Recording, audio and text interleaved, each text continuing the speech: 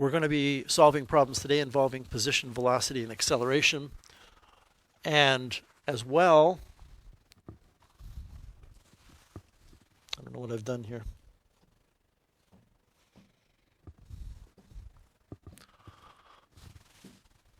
There we go. Solving position, velocity, and acceleration. We're going to be doing that today. And then starting tomorrow, we're going to be looking at what are called related rates of change.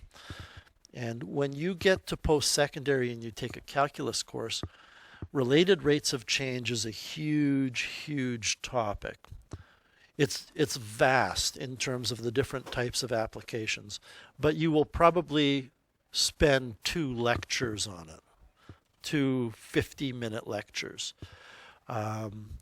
We're going to be spending probably 4 or 5 days of classes on related rates of change. And my experience is by doing that, it helps you out for post-secondary. Those 2 things are all of Chapter 3. Now, well, I shouldn't say all of Chapter 3. We're getting into an area of the course where we're not covering every single section in the textbook. Okay? But these are covered in Chapter 3. Then in Chapter 4, we're going to be looking at optimization problems, which is, these are problems where you're trying to maximize or minimize a quantity. And this is very similar to related rates in that it's a big, vast area of study in calculus that in post-secondary is treated very lightly. You have maybe 1 lecture on it, and then you're just expected to be able to do 100 different types of problems. We'll probably spend 4 or 5 days on that as well. Then Chapter 5 deals with graphing. So the idea behind Chapter 5 is that if I give you a function, any function, you can come up with a detailed graph showing all of the features of that function by using calculus. And in fact, the pictures that we construct of the graphs will be far better than your graphing calculator could ever give you. Okay? So that's the background behind the unit. We're going to get started here with Lesson 1. This is on page 1 of your unit handout. I think in your handout it says this is section 3.1, but this is actually section 3.1 and 3.2 together. We're going to be looking at the connection between position, velocity, and acceleration in terms of derivatives. And I'll warn you right now that even though many of you have some knowledge of these 3 things, position, velocity, and acceleration, because of things you were taught in Science 10, Physics 20, or Physics 30, there's huge misconceptions about them still. Okay? And let's face it, by the time you get to Physics 30, you're not really interested in these 3 things much anymore, not in terms of calculating them. And then we're going to be solving some problems using those connections. To begin with, I want to review some things here. Well, I'm calling this review mainly for a couple of reasons. One is that we've already talked about this in the first unit. We talked about the fact that we use S for position, which is kind of strange, but that's what we do. We do know what velocity is. Velocity is basically how fast an object is going, but there's more to it than that. And then we have acceleration, which I'm going to get to. One of the things that we defined in the first unit is velocity is the rate of change of position. So when we studied rates of change using limits, I think we did a problem where we talked about an object dropped from the top of the CN tower, and the question was, what's its instantaneous speed at a point in time? And we have learned since then that the instantaneous speed is the velocity. The velocity is how quickly the position is changing. And I'm not going to make a really big deal out of the difference between speed and velocity here. If I say speed and I mean velocity or vice versa, it doesn't matter, okay? So the derivative with respect to time of the position function s of t will give you the velocity. Now, we have not talked about acceleration, but way back when in Science 10, and you've all taken Science 10, you learned that acceleration is how rapidly the velocity is changing. And I really want to drive this point home before I move on to the chart that I'm going to show you. If I tell you that velocity is the rate at which position is changing, and then I say the velocity of an object is negative 3 meters per second, what that means is the position is changing by negative 3 meters every second. Does that make sense? So what it really is this. If the velocity is negative 3 meters per second, that means the velocity is decreasing by 3 meters every second. Acceleration takes that rate of change one further. Acceleration is the rate of change of velocity. So if, and this is tricky to follow, but if velocity tells you how quickly the position is changing, because velocity is rate of change of position, then if acceleration is rate of change of velocity, acceleration is telling you how quickly the velocity is changing. So as an example, if I told you the acceleration of a particular object is positive 4 meters per second, that's a rate of change of velocity with respect to time. It's like on yesterday's exam with the rates question where you had to find the rate of change of the surface area, and you got units of centimeter squared per centimeter, because that was a rate of change of area with respect to radius. This is a rate of change, let me write it this way, this is a rate of change of velocity with respect to time. So we don't write 4 meters per second. In Science 10, you learn that you would write 4 meters per second squared. But the units of acceleration being meters per second squared mean meters per second. Okay? So what I am telling you right now is if you take position and you run it through the DDT machine, you get velocity. If you take velocity and run it through the DDT machine, whatever you imagine that to be, well, I hope you imagine it to be differentiate with respect to time, you get acceleration. If you go on and take engineering, you will find that if you differentiate with respect to time acceleration, you get something called jerk. When you're in a vehicle and it's accelerating, the speed is increasing, you can feel it. Or when the speed is decreasing, you can feel it. When the speed increases, all the crap that I've got on the dash of my truck appears to go to the back, and I get pulled towards the back, apparently. If I hit the brakes because a moose comes running out in front of my vehicle, everything on my back seat appears to go to the front. I feel something. Well, if you experience not a change in velocity, but a change in acceleration, you feel something, but it's very rapid, and we call it jerk. Okay?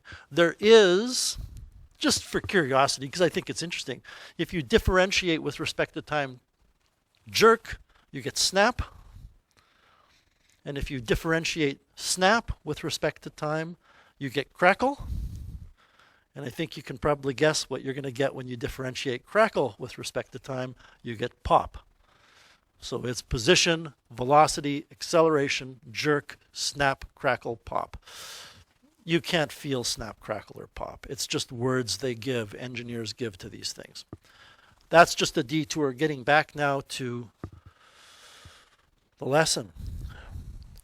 Position, velocity, which is the derivative of position, acceleration, which is derivative of velocity. By the way, and this should make sense to you, acceleration is the second derivative of position with respect to time. So we could very easily write something like this. We could write A equals dv dt, or we could write A equals d2s dt squared. They mean the same thing.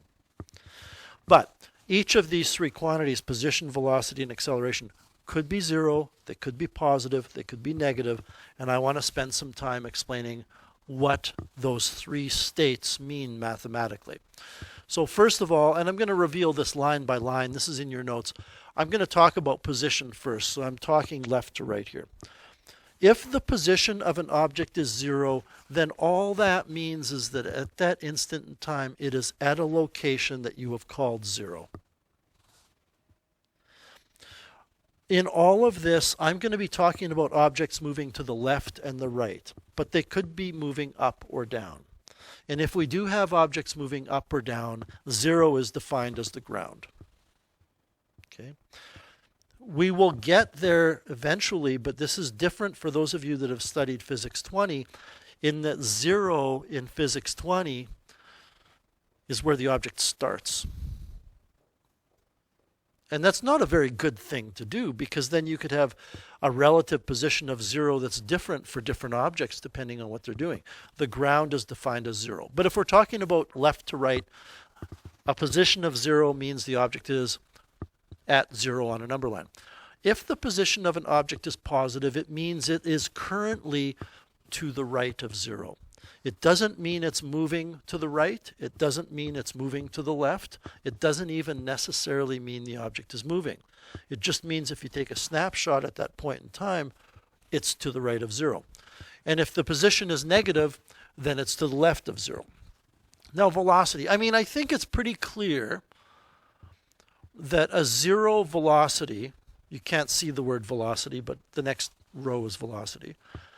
0 velocity means the object is not moving. That's pretty obvious, right? What a positive velocity means is the object is moving to the right, and what a negative velocity means is it's moving to the left. But just because an object is moving to the right doesn't mean it is to the right of 0.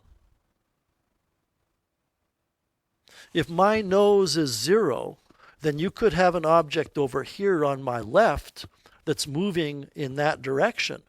Its position right now here is negative, but its velocity is positive. What I'm telling you is knowing something about the velocity doesn't tell you anything about the position. Okay? But this is the most important part.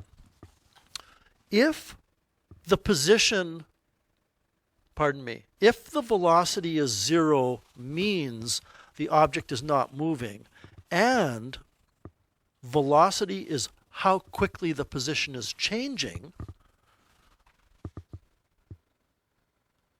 then ds dt is 0. Ignore the highlighted part just for a second. Let me repeat that. If velocity is the rate of change of position and velocity is 0, then ds dt is 0, which means position isn't changing. And the highlighted part, for some reason, I didn't include in your notes. That's a really significant calculus idea, that if the velocity is 0, that's telling you position, which is what velocity is measuring the rate of change of. Position is not changing.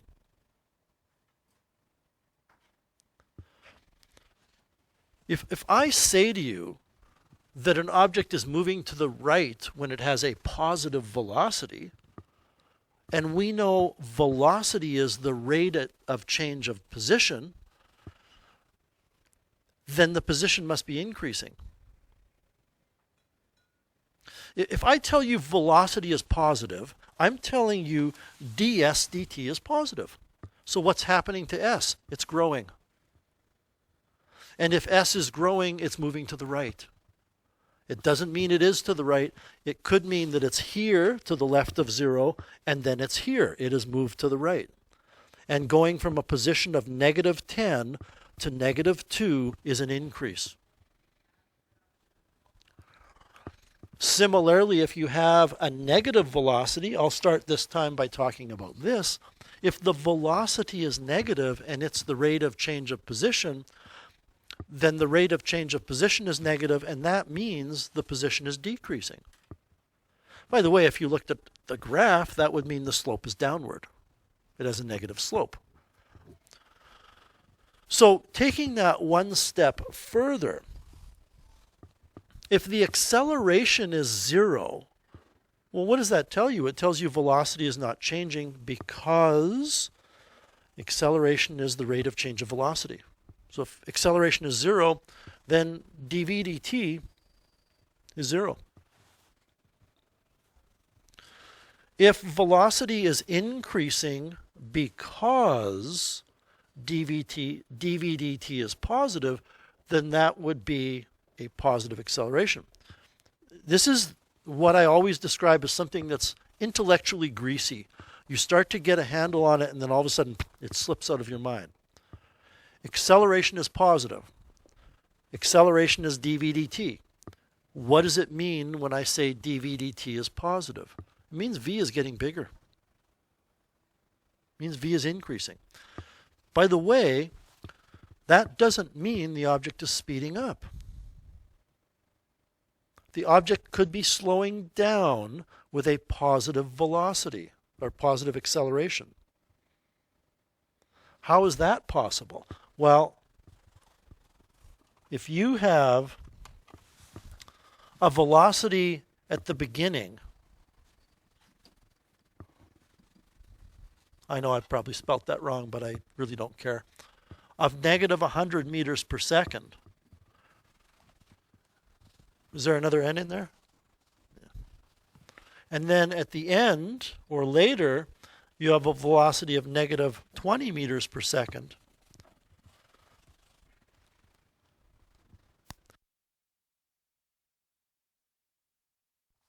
Then the object has slowed down, hasn't it?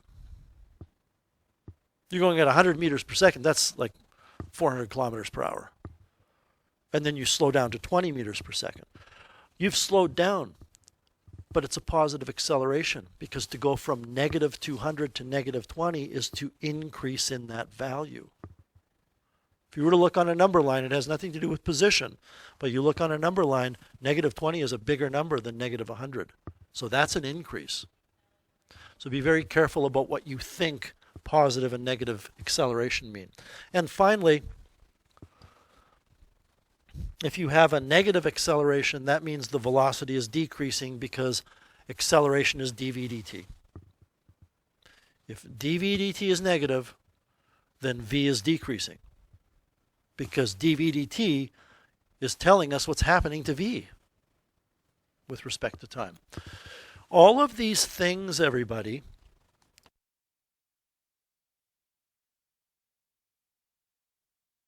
all of these things are not crucial to your application of calculus, but I may come back and refer to some of them later. Okay? Now we're going to move on to the actual question. This was just warm-up.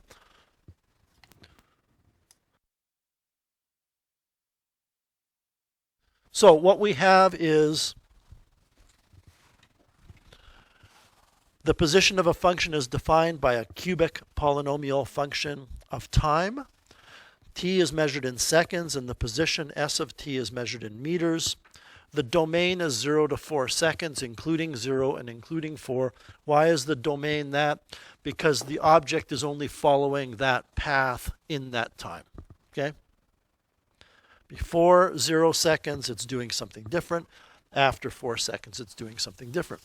What are the functions for the velocity and the acceleration? Well, velocity as a function of time is the first derivative of position as a function of time. I could use the ds dt notation here, but I'm just choosing to do that. So all I have to do is differentiate this, and I get 18t squared minus 82t plus 85. Please check my arithmetic with the numbers there and make sure that I've got that right. This is pretty straightforward. That's velocity. So at the end of this, I'm just going to put equals v, and I won't worry about the function notation. If I wanted to find acceleration, the acceleration function is the first derivative of the velocity function, which will give me 36t minus 82. Again, do me a favor, please, and check my arithmetic on those numbers. Good? Okay. And again, at the end, I'm just going to put equals a. So what we have found is a function that will allow us to find the speed.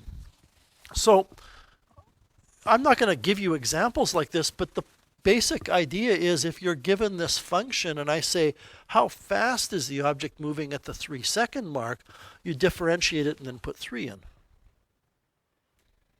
If I say, what's the acceleration at 1.5 seconds, you differentiate that position function twice and put in 1.5 seconds. But that's too simple to spend class time with doing examples. Let's take a look at the next question. The next question is, when is the position positive, when is the position negative, and when is the position 0. And it turns out that you were taught in Math 30-1 in the polynomials function how to answer this question, but we are going to be doing it in a different manner. The first step, though, is going to be the same. The very first thing you want to do is determine the answer to this. So I've got this written here. You don't need to write this down yet. Okay, but really, if you're asked to determine when the position is 0, you have to solve that polynomial equation because that polynomial is the position. If you want, so this is where the position is 0. If you want to find out where the position is positive, then that's the inequality you solve. And if you want to find out where the position is negative, that's the inequality you solve. So the strategy is this. In order for you to find where this thing is positive and where it's negative, we have to start by finding out where it's neither. We have to find out where it's 0. So this is the equation that we are going to solve. We're going to solve 6t cubed minus 41t squared plus 85t minus 50 equals 0. And I'm going to tell you that this is factorable into 3 linear factors. But if this were a university class, it may be that it's not factorable at all and you have to solve it using some other method that we don't worry about in high school. So how do we solve this? We look for potential, this is a review of polynomials from Math 30, potential zeros. And the potential zeros will always be factors of the constant term. Do you remember that? That we're looking at plus or minus 1, plus or minus 2 goes into 50, plus or minus 5. I'm not going to continue to write this. We could go plus or minus 10, plus or minus 25, plus or minus 50. I'm hoping, well, I know the answer to the question, but I'm hoping that one of these numbers will make that 0. So, everybody in this room, I have taught Math 30-1 to. I have not taught Math 30-1 to you, Nicole, Demi, or Zach. So what I would teach my 30-1 students to do is, and it doesn't matter whether it's a written response question, is I would get them to put in to their graphing calculator 6x cubed minus 41x squared plus 85x minus 50. And that's just how I enter x cubed. Just what I do. Double check it and then set up your table so you go second window so that independent is highlighted as ask. And then what that allows me to do is go to my table, which is second graph. Don't worry about why these numbers are in here. I'll pretend they're not.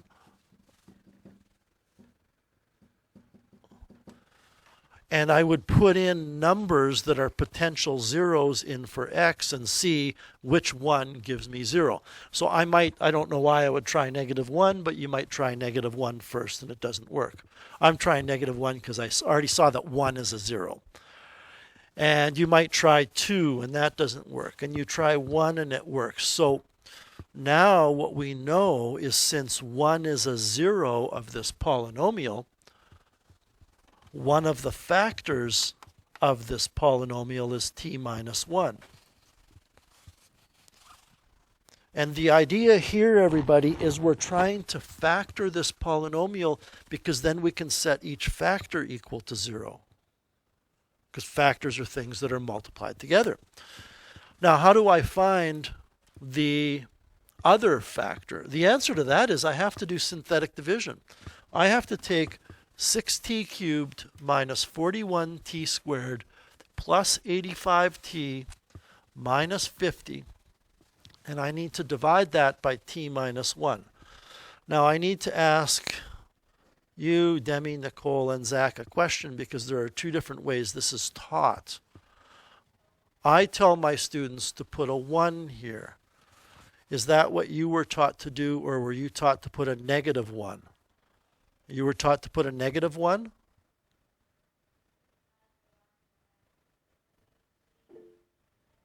One. Okay, we're on the same page then. Thank you. So you bring the 6 down. Of course, this last number is going to be the remainder, and since we know x minus 1, or t minus 1, I guess, is a factor, I may have been saying x a while ago, it's t. The remainder better be 0. We multiply the 1 and the 6, and we add that to the 41. Negative 41 gives me negative 35. I take the negative 35 and I multiply by the 1, which gives me negative 35. I add those two and get 50. Times 1 is 50. Jackpot. 50 plus negative 50 is 0, so it works. What this tells us is that the other factor is 6t squared minus 35t plus 50. And now we want to factor it further. Now I'm going to tell you that I know this is factorable because I made up the question. However, if you're not sure if that's factorable, and I'm talking here about the quadratic, this whole set of questions today, as well as being about calculus, is a good algebra workout. That quadratic is factorable if b squared minus 4ac is a perfect square. So what do I get when I calculate b squared minus 4ac? Well, let's check it out.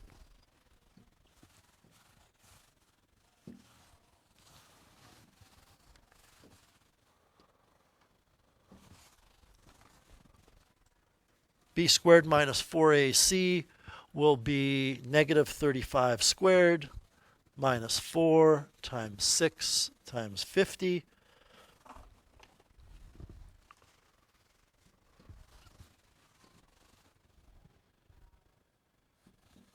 I know it's negative 35 squared, but I also know that when I square a negative, it becomes positive, so why put the negative in the brackets? Although all the time I spent explaining that, I guess I could have just put brackets negative 35.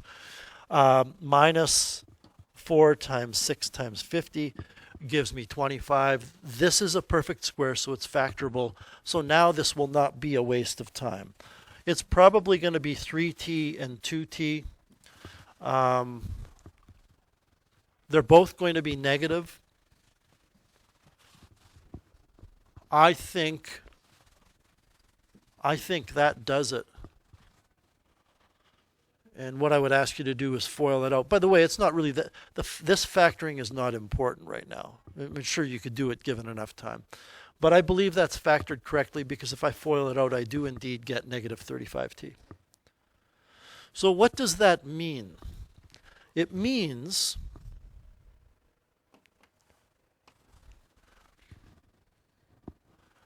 that s of t is equal to 0 at t equals 1 second, t equals 10/3 of a second, and t equals 5/2 of a second. Because if any one of the three factors are equal to 0, then when you multiply that 0 by the other factors, you're going to get that.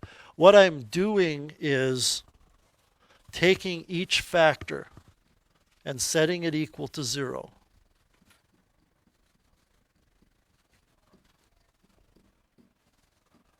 And I'm rearranging these three factors or these three equations to get t equals 1, 3t equals 10, which leads us to t equals 10 over 3, 2t equals 5, which leads us to t equals 5 over 2. You guys with me on that? Okay. Let's just, and we're going to need to know this. We want to know the decimal values of these things because we're going to have to put them in order. You'll see why in a second. But 10 over 3 is approximately 3.3 seconds. It's actually 3.3333. Am I right there? 10 divided by 3 is, okay. 5 divided by 2 is 2.5 seconds. So the object is moving. And what does it mean to say the position is 0? It means it's at 0 on the number line. And it's at 0 on the number line 1 second after it starts moving, 2.5 seconds after it starts moving, and 10.3 seconds after it starts moving. And we need to now make what's going to be called an algebra table to analyze the positiveness and negativeness of this. So this is what is going to go across the top of the table. We're going to list the three factors. Okay, so I've got t minus 1, 2t minus 5, 3t minus 10. And we're going to need a fourth column, which is the position. And setting up this algebra table to do what's going to be called a sign analysis is important because you're going to set up the same kind of table whether it's position, velocity, or acceleration, whether it's the function, the derivative, or the second derivative. And we're going to make rows, horizontal rows, that show the domains where the position is not 0. Think about this for a second. We know, let me write this out for you. We know on a number line that the function only exists from here to here. That's in the question. It says in the question it's only defined from 0 to 4 seconds. You with me? And we know that it's at 0 at 1 second, it's at 0 at 2.5 seconds. I'm not even going to put the S because it just looks like a 5. It has a value of 0. The position is 0 at 1 second, at 2.5, and at 3.3 repeating seconds. This is not drawn to scale. What I want to have in my table is this domain, this domain, this domain, and this domain. What I'm doing really is I'm taking all of the values that make the quantity 0 and I'm slicing the domain every place it's 0 into, in this case, 4 domains. So one of the domains will be 0 to 1. And here's the reasoning. If I know, actually I'm going to talk about this domain first. Why do I want to look between 1 and 2.5 seconds? The answer is because at 1 second the position is 0, and at 2.5 seconds the position is 0.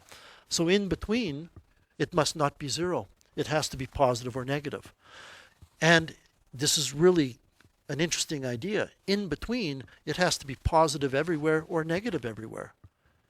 It can't go from being positive somewhere in that interval and then become negative, because if it did, there'd be another 0. You can't go from one side of the road to the other without crossing the road. That's the chicken crossing the road cartoon on the front of your handout. It's called the intermediate value theorem. So what are we going to put here? We're going to put the interval 0 to 1. So that is interval notation where we're saying x is between 0 and 1. We're going to create an interval between 1 and 5 halves. These have to be in the order that we have figured them out in. That's a really awkward way to put it. Since 2.5 seconds comes before 3.3, we have to go from 1 to the 2.5. They have to be in the right order. In other words, everybody, these intervals I've indicated here, the green, brown, red, and black intervals, they have to be in that order, left to right. We are also going to have an interval from 5 halves to 10 thirds, and finally we have to have 10 thirds to 4. And I'm going somewhat slow here with this. These charts you're going to have to do in chapter 5 a lot. And if you get good at them right now, it will make your job easier. Now what we are going to do is populate these 12 spaces with positives or negatives. Is t minus 1 positive or negative when t is between 0 and 1? It is negative. And I'm guessing what you did is you put a number in. You said, well, t is maybe 0.5. Or you're thinking more abstractly that since the number that you're going to put is less than 1, that number minus 1 will be negative. What are you thinking then? I'm curious. I'm going back to math 30 and thinking about multiplicity and how the polynomial is degree 3 and positive. So you're looking at the graph in your head. Perfect. I want to caution you, though, everybody, that if later on we find ourselves having to do a chart where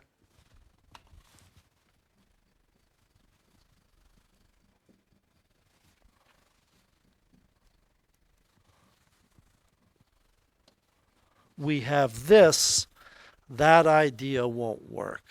Because it's not a polynomial function we can visualize. It's some kind of radical rational function. So it works perfectly here, and I think what you're really doing is remembering how you solved polynomial inequalities. You looked at the graph. But what you can do instead, and it's what I would recommend right now, unless you can visualize it, is you're putting in a number that exists between 0 and 1, like 0.5, and you're saying, if I take 0.5 minus 1, what do I get? And I get a negative. Now I want you to figure out in the next interval, in the interval from 1 to 5 halves. And this just means, right here, this means that we have a number for x that's between 1 and 2.5. You're picking a number physically in that domain and you're putting it into t minus 1. And then you're writing positive or negative in the chart. Well, the way I look at this is the number that you pick is bigger than 1. I mean, it's smaller than 2.5, but it's bigger than 1. And that means when you take that bigger than 1 number minus 1, you get a positive. And I want to point out to you, just give some thought to the fact that the remaining ones are positive. There is a neat little rule you can use here. This right here is where t equals 1. So not in the first interval and not in the second interval, but where they meet, t is equal to 1. And t is equal to 1 makes this factor 0. So to the left of that, that factor will be negative. It becomes 0. And since it's a linear factor, it will stay positive after that. Think of it as t minus 1 being a line. It's negative across 0, and then it becomes positive. If you use that reasoning, and I want to try to make this as efficient for you as possible, this is where t equals 5 halves, which is the 0 of this factor. So the shortcut is to say this. This factor will be negative until it reaches that 0, and then it becomes positive afterwards. Now there's a little hitch to this rule, but I want to fill this first and ask you all to think about that rule, and hopefully it either makes sense to you or you understand how you can get those two negatives and those two positives. 3t minus 10, that 0 happens here where t equals 10/3, which means this factor will be negative until it reaches that 0, at which time it becomes positive. I'll let you know right now, you won't encounter this today. Well, you might encounter it today, I suppose. This negative to positive rule only works if the coefficient of the variable in the factor is positive. If this were, for some reason, 1 minus t, it would be backwards.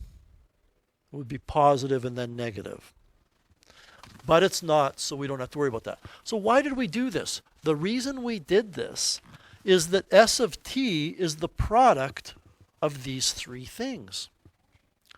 So when you multiply a negative by a negative by a negative, you get a negative, which means the position of the object is negative between 0 and 1 seconds.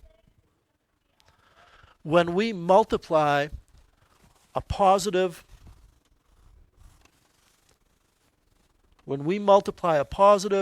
times a negative, that's a negative, times another negative, that's a positive, this means that it's positive here. And by the way, Evan, if you understand this is a polynomial function with all multiplicities of 1, you know it's just going to oscillate between positive and negative. But if it's not a polynomial function, it might not. Okay. In this interval, positive times positive is positive times negative is negative. Okay. And in the final interval, 3 positives multiplied together will give you positive. So if I can go back now and answer the question, and I realized there was something else I wanted to show you here. Yeah, I actually had a slide that showed all this. So I'm going to quickly populate this again. Negative, positive, positive, positive, negative, negative, positive, positive, negative, negative, negative, positive. And our final answer is this was negative, this was positive, this was negative, and this was positive. What does this mean? It means that the polynomial function for position, it has a value of 0 at 1 second, at 2.5 seconds, and at 3.3 seconds. It means that the position is negative in the interval from 0 to 1 second and from 5/2 to 10/3 of a second. And it means it's positive elsewhere. So if we go back now, or I go back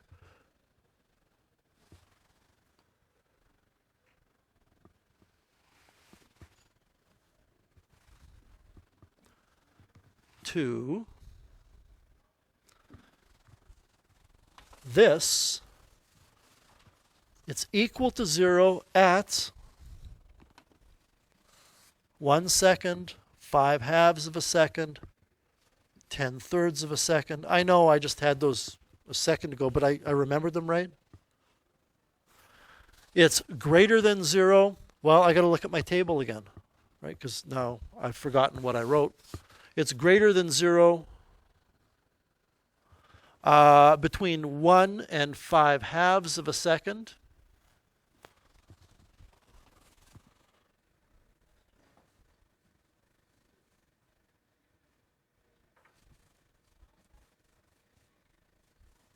And between 10/3 and 4. Am I right in remembering those intervals? You can look at your chart. This is where we use that. Somebody asked me in Math 30-1 the other day when we use that goofy union symbol.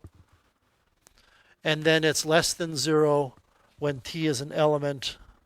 You can put t equals if you like. I don't care. It was from 0 to 1 in union with 5/2 to 10/3. We're good? Okay, so now what we're going to do is, and I admit this is just as much about learning about these tables as it is about velocity and all that stuff. Now what we're going to do is do the same thing with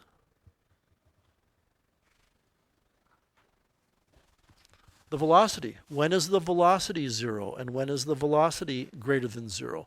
And when is the velocity negative? And I will tell you right now that this is not factorable. It's very difficult to come up with a cubic that's factorable, that when you differentiate you get a quadratic that's factorable.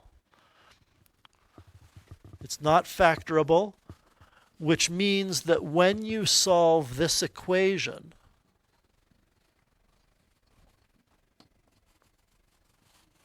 you're going to use the quadratic formula. But I've already got the answers, okay? You would have to use the quadratic formula here to find out when this thing is equal to 0 so you could build your chart. Well, I'm going to tell you, well, first of all, since it's not factorable, you only have one column that you have to investigate, basically. And then you're going to say that thing is equal to v of t. It turns out that when you set that equal to 0 and solve it with the quadratic formula, you get, and I'm going to write this down just on the side here, t equals 41 plus or minus root 151 all over 18. That's what you get, okay? So those are the two numbers for time that make the velocity 0. So my first interval is 0 up to the smaller of the two numbers, 41 minus root 151 all over 18. And by the way, 41 minus root 151 all over 18 is about 1.6. Very close. Then I'm going to have an interval from that number of 41 minus root 151 all over 18 up to the bigger of the two roots, which is 41 plus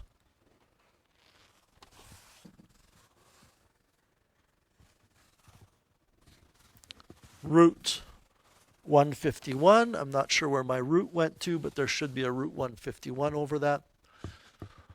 All over 18. And then, of course, I have from 41 plus root 151 all over 18 up to 4 seconds. And I'm going to populate this. Now, this is a weird situation because you actually have to put numbers in. Or, this is a quadratic expression, and the leading coefficient is positive. So graphically, that's a parabola that opens up. It has to go from being positive to negative to positive. It has to. But feel free, if you want, to put in a number like t equals, well, 1 second would be a good one. That's in that interval. When you put 1 in for t, you're going to get 21, which is a positive number. Feel free to put 2 seconds in for t in the second interval. I don't know what you're going to get exactly, but it's going to be a negative number. Trust me on that. I just don't feel like running that through my brain. And then feel free to put in a number like 3.5 seconds, and you will discover it's positive. So what that means is the velocity is positive in this interval, the velocity is negative in this interval, the velocity is positive in this interval. And I don't really care how we communicate our answers. We can easily communicate them. I don't know this is the best idea for a written response, but v equals 0 here and here. V is greater than 0 here. V is greater than 0 here. And in this interval, v is less than 0. I don't really care about how you communicate your final answer here so much as you understand how to get it.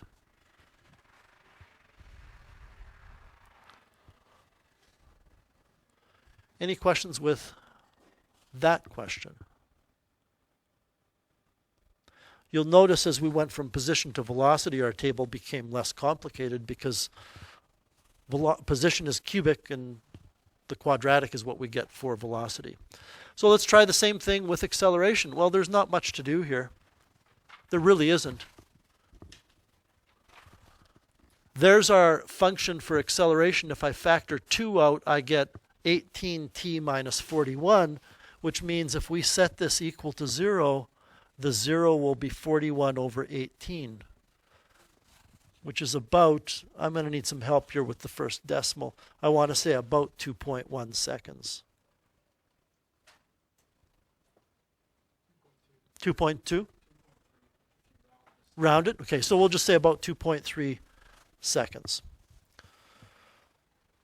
So I want to go back, and you can take a look, you can flip back if you want at your position chart.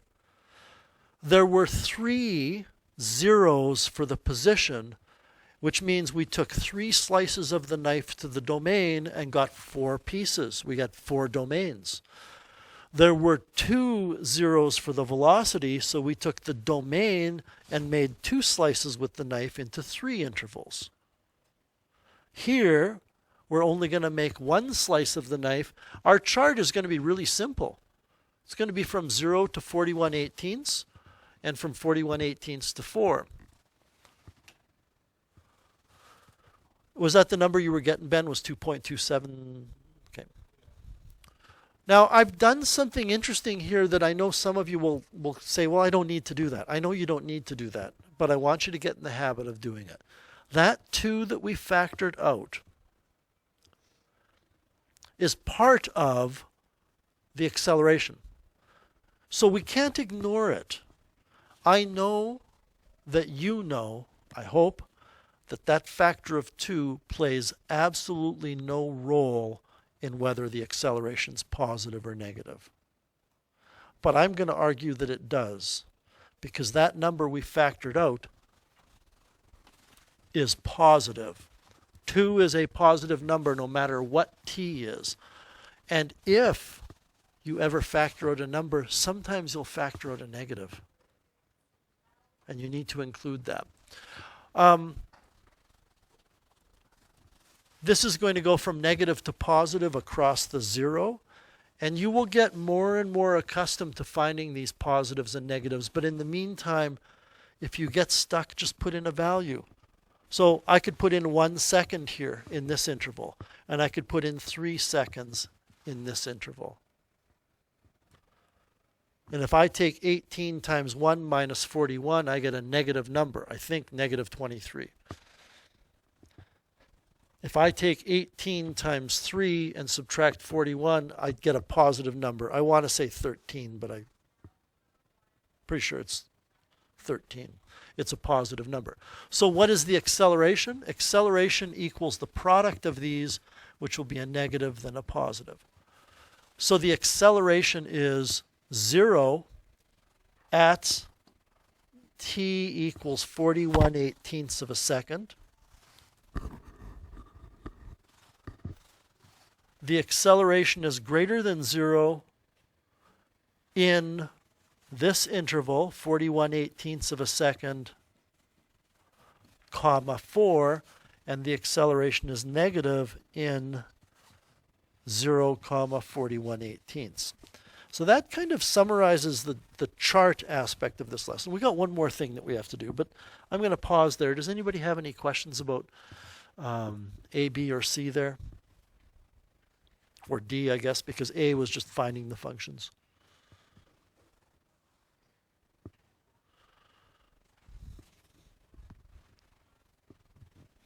All right, the last question, and this is a difficult question.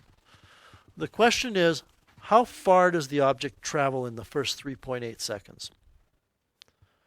And if you put 3.8 seconds into the position function, I'm going to rewrite the position function. 641.85. We have the position equals 6t cubed minus 41t squared plus 85t minus 50. Minus 50, good. Did I write this down correctly? Okay. If you put 3.8 in for t, all you will be finding is where the object is at that point in time. Now, if you put in, well, let's do this. Let's find, I want you to find s of 0, everybody. I want you to find out where's the object at the beginning. And write down s of 0 equals that number. Because I know many of you are looking at it and saying it's negative 50. I hope. You put in 0 for t and you get negative 50. I want you to find, and I want you to leave some space here. I want you to find s of 3.8. So this is going to be, well, we can do this quite easily, can't we? Don't I still have this in my calculator? Why don't I just go to my table and enter 3.8?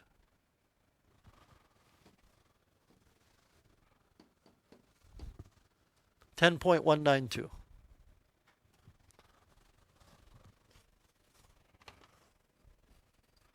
And I'm going to challenge you here, maybe more than I need to. 3.8 seconds is later than 0 seconds. At 0 seconds,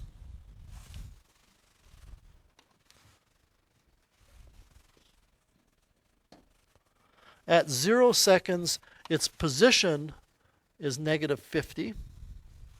So that's a position. And at 3.8 seconds, its position is 10.192 seconds. And I'm just going to call, or 10.192 meters. Negative 50 meters, 10.192 meters.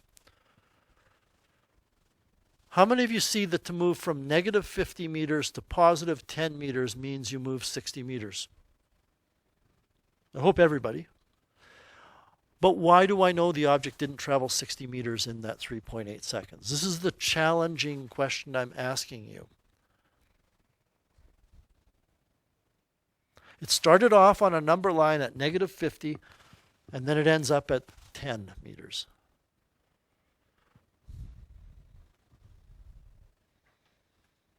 Farhan, you want to give it a crack? Yeah. And in fact, we know it went back and forth. The velocity is telling the direction. Sorry about that. It's the velocity function that tells you the direction the object is moving. So it's moving to the right. Man, I feel bad about that. I'm sorry. It's moving to the right, then it's moving to the left, then it's moving to the right. Farhan said the reason why we can't just say it goes from negative 50 directly to 10 is because it goes back and forth. So between 0 and this time of 1.6 seconds, it's moving to the right. Then it's moving to the left up to 3 seconds. Then it's moving to the right. So perfect illustration here. Not everybody's going to get this. I even screwed it up on the first time around. Okay. So we're putting in those numbers. 0, I guess I'll enter it in as the entire thing. 41 minus root 151, I think it was. And then I need to divide that by 18, which is about 1.6. Then I have to go 41 plus root 151. I need this in brackets.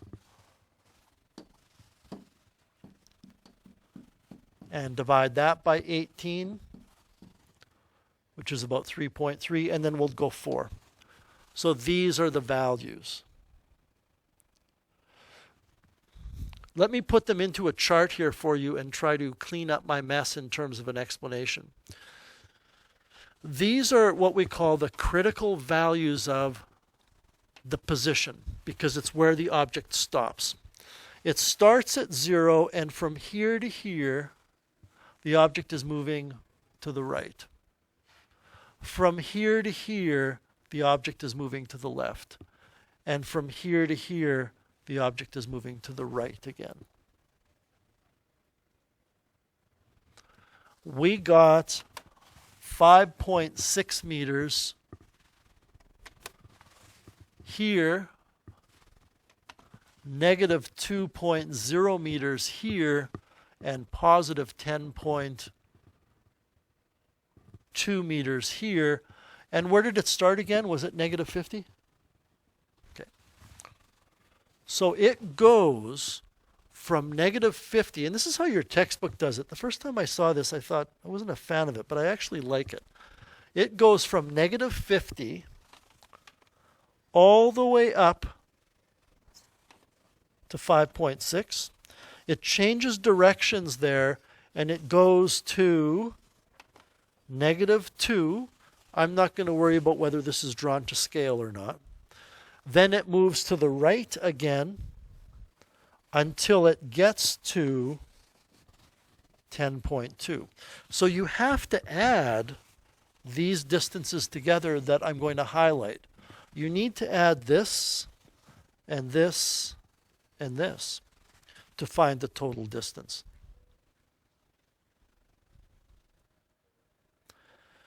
So the first distance, negative 50 to 5.6, is 55.6.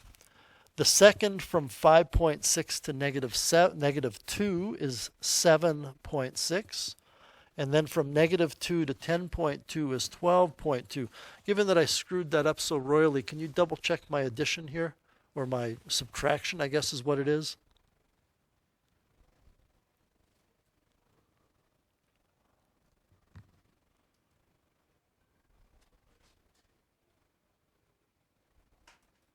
You can find any of these by taking where it ends, say at 5.6, and subtracting where it starts. That's one way to do it.